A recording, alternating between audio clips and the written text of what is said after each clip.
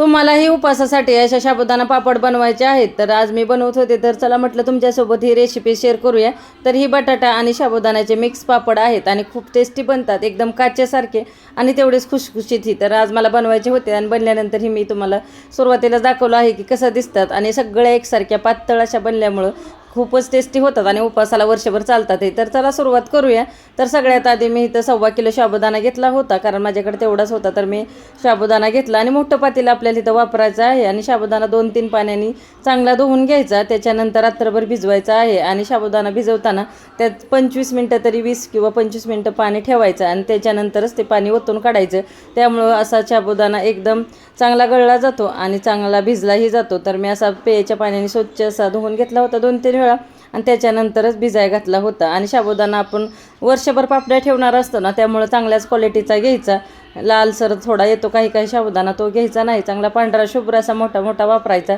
त्यामुळं आपल्या छान पापड्या फुगतातही आणि टेस्टीही होतात। तर माझ्या तर एकदम असा खुसखुशीत झाले आहेत, तर मी म्हटलं चला तुमच्यासोबत ही शेअर करूया।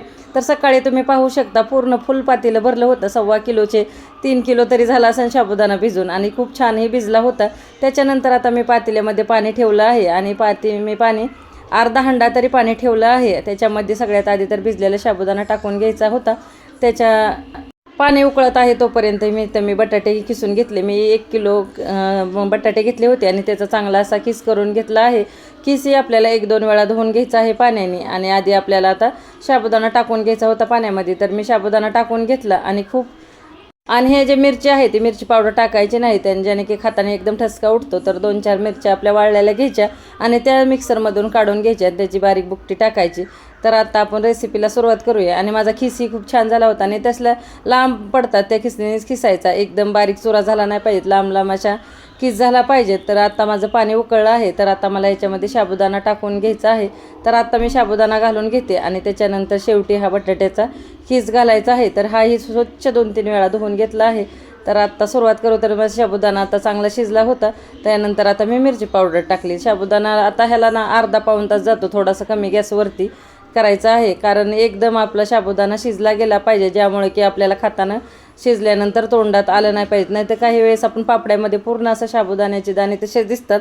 त्याच्यानंतर शेवटीला आपल्याला हा शिजत आल्यानंतरच किस घालायचा आहे आणि त्याच्यानंतर मीठ, म्हणजे मिठाचा अंदाज येतो। सुरुवातीला मीठ घालायचं नाही, शेवटी घालायचं, त्यामुळं प्रमाण चुकत नाही, कारण शिजल्यानंतर खूप कमी झालेलं असतं मिश्रण। आणि असं मोठं पातेलं घ्यायचं, म्हणजे एकदम आपल्याला हलवता येतं आणि ह्याला सारखं हलवतच राहावं लागतं। जास्त पातळ पण नाही करायचं, कारण पातळ केल्या तरी साबुदाण्याच्या पापड्या कागदावरच्या निघत नाहीत आणि घट्ट केल्या तरी पडत नाही। तर मिडियमच करायचं। आणि आता मीठ घालून घेतलं आणि 1.25 किलो मी घेतलं होतं साबुदाणे आणि 1 किलो बटाटे। तर एवढा एक मोठं पातेलं झालं आहे आणि एक मोठं पातेलंही झालं आहे, म्हणजे वर्षभर अशा आरामशीर पुरू शकतात एवढ्या माझ्या साबुदाण्याचे पापड झाले आहेत। उपवासाला आपल्याला छान तळता येतात आणि आता तुम्हाला पाहू शकता किती छान असं मिश्रण झालं आहे, एकदम सगळं योग्य प्रमाणात झालं होतं आणि थोडंसं जास्त तिखट पण टाकायचं नाही, हिरव्या मिरचीने पण ठसका उठतो। आणि आता सगळे हे आपल्याला प्लॅस्टिकच्या पिशवीवर टाकून घ्यायचे आहेत। प्लॅस्टिकच्या पिशवी टाकल्यामुळं आपल्या पटकन निघल्या जातात आणि आता उन्हाळा चांगलं ऊन आहे, तर जास्त दिवस ऊन पण द्यावं लागत नाही, 2 दिवस वाळवायचे आणि दुपारी ह्याला पलटी करायचं। त्याच्यानंतर 1 दिवस अजून दुसऱ्या दिवशी वाळून घ्यायचे आणि आता सगळ्या माझ्या अशाच वाळून झाल्या होत्या आणि मी तर इकडे निवांत बसली आहे, कारण खूप ऊन आहे टेरेसवरती। त्यानंतर आता माझ्या वाळल्यानंतर तुम्ही पाहू शकता कशा झाल्यात। पण मी काय केलं आहे, ओल्यामध्येच 2-3 पापड तळून पाहितले होते कसे झालेत ते, तर एकदम असे कुरकुरीत झाले होते, पण जास्त काही फुगले नाहीत, कारण थोडे ओले होते।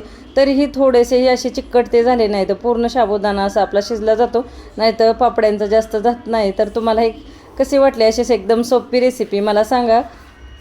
आवडल्यास शेअर, लाईक आणि सबस्क्राईब नक्की करा।